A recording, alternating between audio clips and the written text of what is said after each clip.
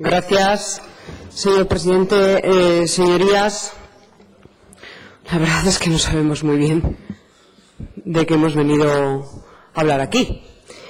Bueno, teníamos la expectativa de ver si en las intervenciones se nos aclaraban algunas dudas y había alguna información o alguna cuestión concreta que considerásemos sobre la que valía la pena debatir en profundidad, pero sinceramente, señor Echenique, pues no. Y con todos mis respetos, pero me parece que ha sido una comparecencia pedida, porque estamos en las fechas en las que estamos y, si me permite, un poco de nivel de parvulario parlamentario. Resulta que la mitad del tiempo que ha ocupado ha sido 50%, el 50% para hablar de la reforma del reglamento y de las proposiciones no de ley, que yo estoy de acuerdo, quiero decir, que está la ponencia en marcha y ahí trabajaremos, que esto no es una cosa de gobierno, que es que ahí estamos todos para hablar y yo creo que nos podremos poner de acuerdo en cosas muy interesantes y ya veremos si podemos conseguir de alguna forma que las proposiciones no de ley tengan de alguna manera un carácter más vinculante que obliguen al gobierno a cumplirlas. Y el 50% del tiempo restante para hablar de Arrufat y de Plaza y de Marcelino, así como también a Marcelino. Bueno, podemos hablar aquí todas las horas que quieran de lo que ustedes consideren, pero vamos, mucha emergencia social yo aquí no veo. Mucha emergencia social yo aquí no veo. Y creo que en la calle sí que hay emergencia social. Con lo cual, háganselo mirar, porque me parece que están ustedes perdiendo un poco el norte, desde luego, desde nuestro punto de vista. Porque, claro, piden una solicitud de comparecencia para hablar de garantizar la gobernabilidad, tres aspectos en esta comparecencia: garantizar la gobernabilidad, revitalizar la vida política aragonesa y los mecanismos entre Gobierno de Aragón y Cortes para lograr el objetivo. Mecanismos entre Gobierno de Aragón y Cortes, ya se lo digo yo, léanse el reglamento, el actual. Y ahí hay muchos mecanismos que establecen la relación entre las Cortes y el Gobierno de Aragón, y tenemos muchas iniciativas de control y de impulso que nos permiten, hacer que el Gobierno lleve a cabo determinadas medidas, etcétera, etcétera. ¿Que cambiaremos el reglamento y que es mejorable? Seguro. Pero el reglamento, ahí están los mecanismos, no hay otros, no nos vamos a inventar otros, están en el reglamento. Y en cuanto a los dos primeros aspectos, garantizar la gobernabilidad, ahí es nada. No ha dicho nada, señor consejero, no ha respondido, no nos hemos dado cuenta nosotros de qué decía usted que iban a hacer para garantizar la gobernabilidad. Y la verdad es que nos preocupa mucho, porque ustedes, señorías de Podemos, son quienes podían garantizar la gobernabilidad. ¿Ustedes? A nosotros nos preocupa mucho, y lo hemos dicho, la inestabilidad y la debilidad de este gobierno.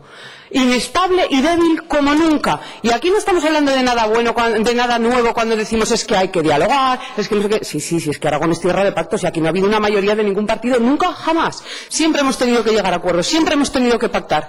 Y siempre hemos sido capaces de sacar adelante gobiernos en favor de los aragoneses, dejándonos muchas cuestiones, cada uno de los partidos, que nos hubiera gustado que fuesen de otra manera y que no hemos conseguido. Y eso se hace por un ejercicio de responsabilidad. Así que ustedes son quienes a nosotros nos preocupan, porque están en esa especie de pseudo-oposición, pseudo-gobierno, que dicen que están en la oposición, pero ustedes son cómplices y responsables de todo lo que haga el gobierno, y se lo hemos dicho 1, 2, 3 y 77.000 veces se lo diremos, porque son cómplices y responsables que han apoyado a este gobierno y lo apoyan, y si no es con su apoyo no podrá hacer nada el gobierno. Claro que hasta ahora solamente una ley se ha aprobado y ha sido gracias al apoyo de otros grupos parlamentarios, no del suyo. No sé si esta va a ser la tónica.